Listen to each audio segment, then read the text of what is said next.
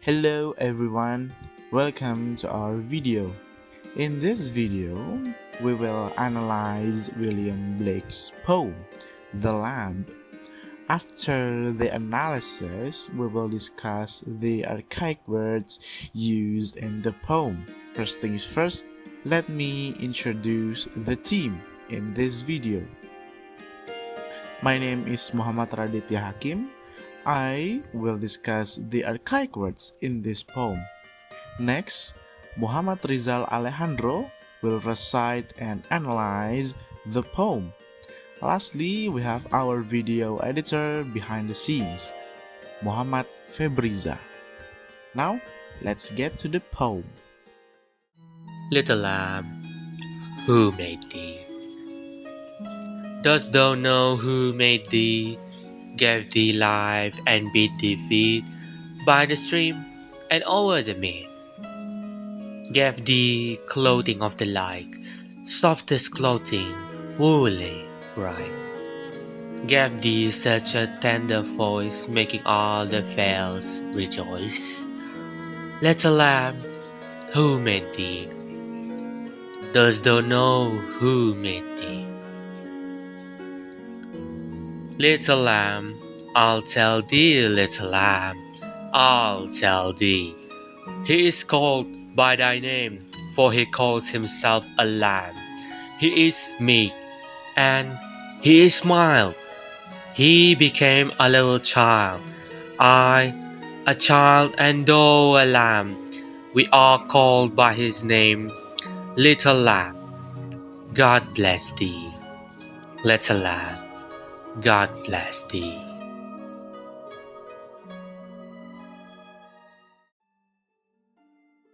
William Blake was born in Soho, London, England, in November 1757. After leaving school at the age of 10 and falling under the tutelage of his mother, Blake claimed to have had the first of his famous angelic visions. It was an experience that would become a recurring theme in his life. As he aged, he developed a love for drawing, painting, engraving, and writing.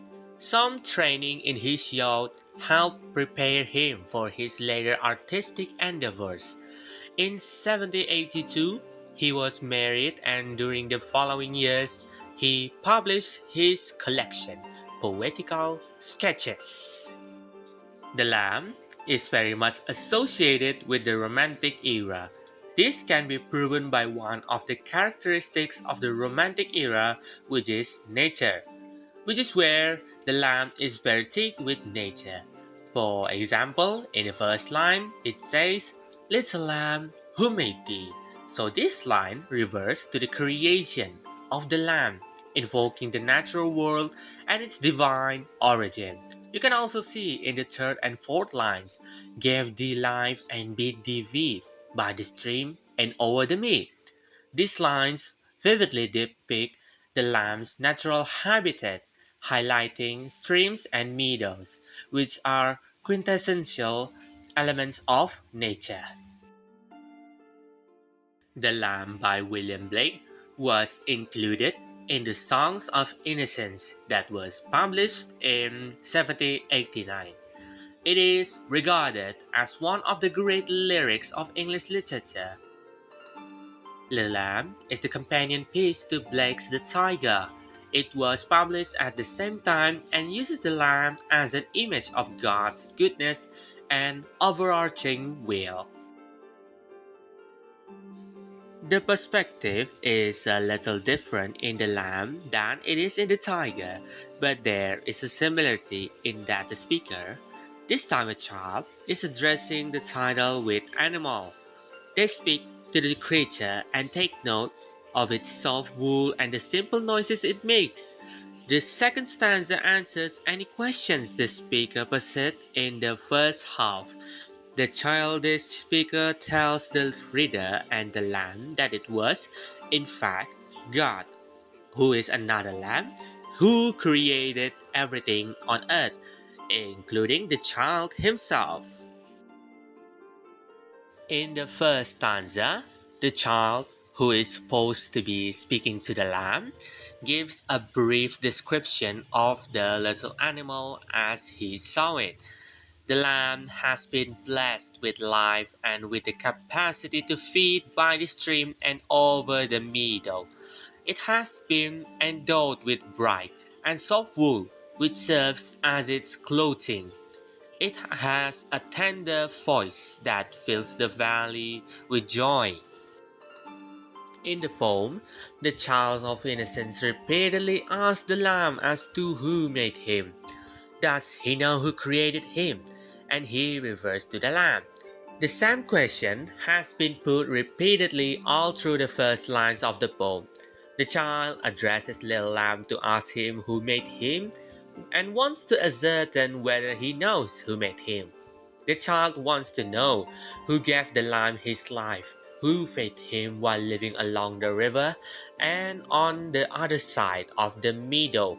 He also wants to know from the lamb who supplied him with a pleasant body cover, which is the fur or the clothing, and which is the softest, full of wool and shining. While in the second stanza of the poem, there is an identification of the Lamb, Christ, and the child. Christ has another name that is the Lamb itself, because Christ is meek and mild like a lamb. Christ was also a child when he first appeared on this earth as the Son of God. Hence, the appropriateness of the following lines. He became a little child, I, a child, and though a lamb. We are called by his name. So, in this line, the child in this poem speaks to the lamb as if the lamb were another child and could respond to what is being said. The child shows his deep joy in the company of the lamb, who is just like him, meek and mild.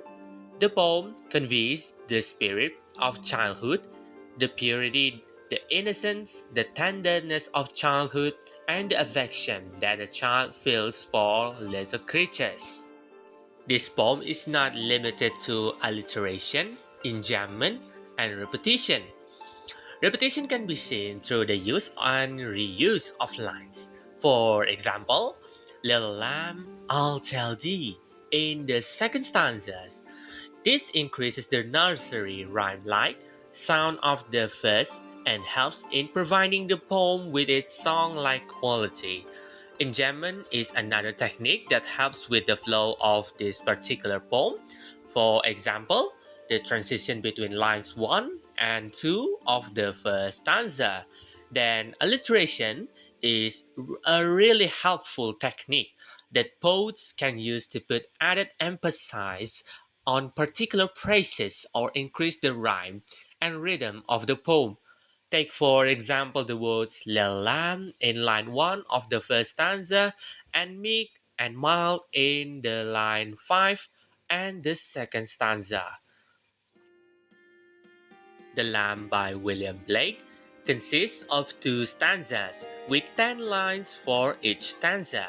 The rhyme scheme is very simple in The Lamb, with the lines falling into rhyming couplets throughout. Each stanza follows its own series of rhymes in the form AA, BB, CC, DD, and EE. For example, in the first stanza, Little lamb, who made thee? Dost thou know who made thee? So the word D and D is rhyming, so it's called AA. Then we can see in the next line, gave thee life and bid thee feed by the stream and o'er the mead. Feed and mead also rhyming and it can called BB. Gave thee clothing of the like, softest clothing woolly bright. It's also rhyming, the like and bright, CC. In William Blake's The Lamb, the themes of religion, innocence, and morality are clear and easy to understand. Take example in the religion. The poem talks about God as the creator of the land. We can see in the lines 13 and 14. He is called by thy name, for he calls himself a lamb. This shows that the lamb is connected to Jesus, who is often called the Lamb of God in Christianity. Then there is innocence. The lamb represents innocence and purity, like a child. We can see in the lines 50 and 16, he is meek and he is mild. He became a little child, and this line show how both the lamb and Jesus are gentle and pure. Moving for the last themes, morality. So the poem teaches us to think about goodness and kindness. The repeated question like little lamb, who made thee, makes us reflect on the goodness of the creation and the care of the creator itself. So Black's poem uses simple words and ideas to show the beauty of faith, the purity of nature, and the importance of kindness. Well, as we know, The Lamb is one of Blake's best known poems, but there are many others on the similar subject matter, whether religion or nature, that are just as good as The Lamb itself. This includes the divine image, Algorithm of Innocence, and the Garden of Love.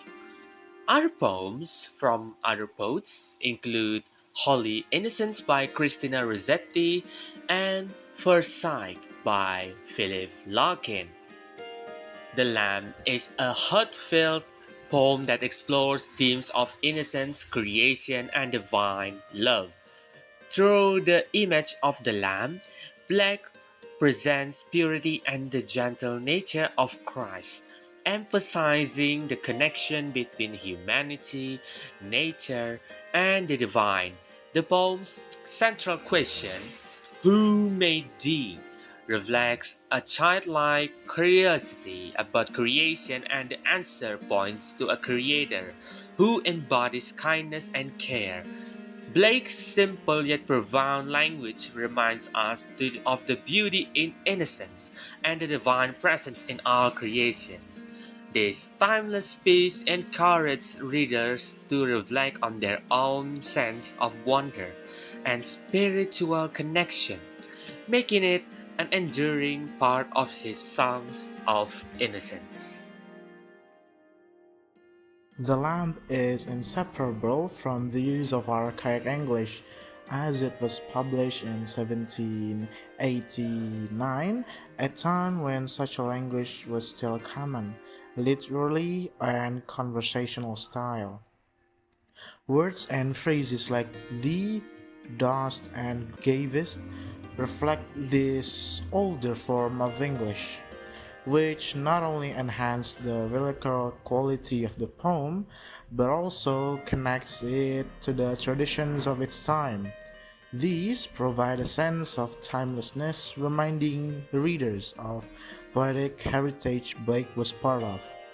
Alright, let's take a closer look at the use of archaic English in this poem. Archaic English refers to words, phrases, or grammatical structures that were once common but have since fallen out of regular use. These elements are typically found in older texts such as historical documents, religious writings, or classical literature, and they carry a distinct old fashioned charm that can add a sense of tradition or timelessness to a piece of writing. In this poem, you'll notice some highlighted words that belong to this category. These archaic terms might feel unfamiliar or even strange at first glance, but they are key to understanding the style and tone of the poem. Without further ado, let's dive into it. The first words we are going to discuss are thee and thou.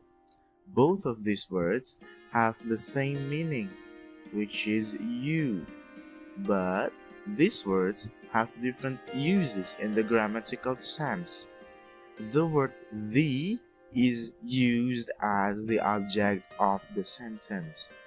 On the other hand, thou is used as the subject of a sentence. An example sentence for thee is I give this gift to thee. In modern equivalence, this means I give this gift to you. And the example sentence for thou is dost thou know. In modern equivalence, this means do you know. The second word is going to be over. This word is the poetic contraction of over. This word is often used in poems, songs, or classical literature to create rhythm, rhyme, or poetic tone. The example sentence for over is the moon shines bright over the sea.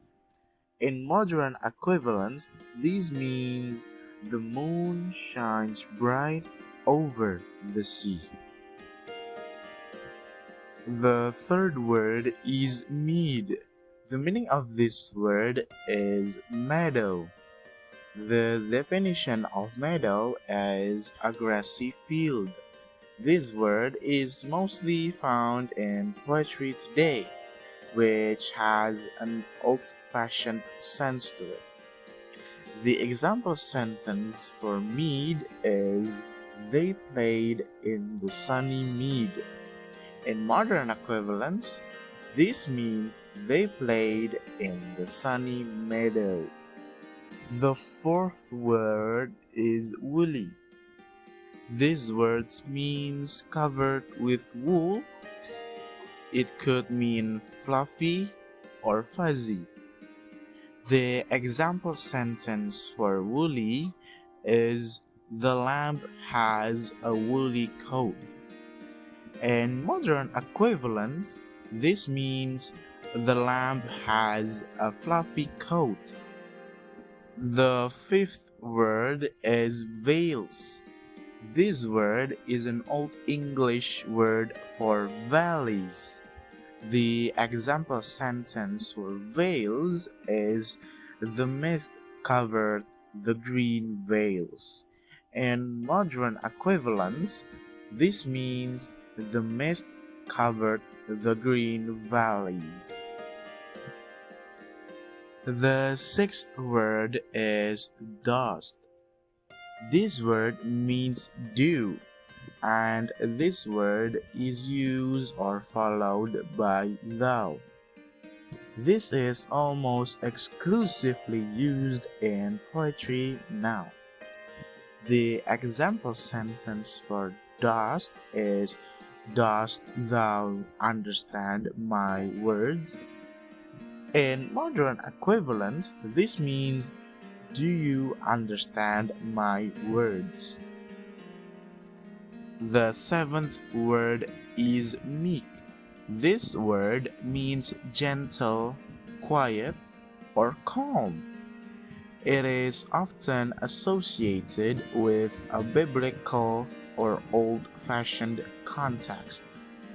The example sentence for meek is he stayed meek even when the others panicked. In modern equivalence, this means he stayed calm even when the others panicked. The last word is bid. This word means command or instruct. In this poem, it means that God commanded the lamb to eat. The example sentence for bid is the king bid his servants prepare a feast for the guests. In modern equivalence, this means the king commands his servants to prepare a feast for the guests. William Blake's The Lamb is a profound poem that delves into themes of innocence, creation, and divinity, encapsulating the core of principles of romantic literature, such as the celebration of nature and spirituality. Though it is simple yet deeply meaningful imagery and the use of archaic language, the poem conveys timeless ideas about the connection between humanity, the natural world, and God. The archaic words Blake employs, such as thee, thou, our, and meek, not only lend the poem a traditional and poetic charm, but also immerse readers in a linguistic style of his era. Understanding these terms enhances our appreciations of the poem's tone, rhythm, and historical context. By analyzing the lamp, its archaic language, and its poetic devices, we gain insights into innocence and purity of childhood, as well as the harmonious relationship between the divine and the natural world. This timeless work invites us to reflect on the simplicity and beauty of creation, encouraging us to connect with the profound messages woven to its lines. Now that we have explored and analyzed the archaic words in the poem, it is time for a fun activity to test your understanding. We have created a crossword puzzle for you to complete. Feel free to share your answers in the comments below. We would love to see how you do. We hope this discussion has helped you gain a better understanding of archaic English and its role in literature. Thank you for joining us today, and we look forward to seeing you in the next session. Take care and see you soon.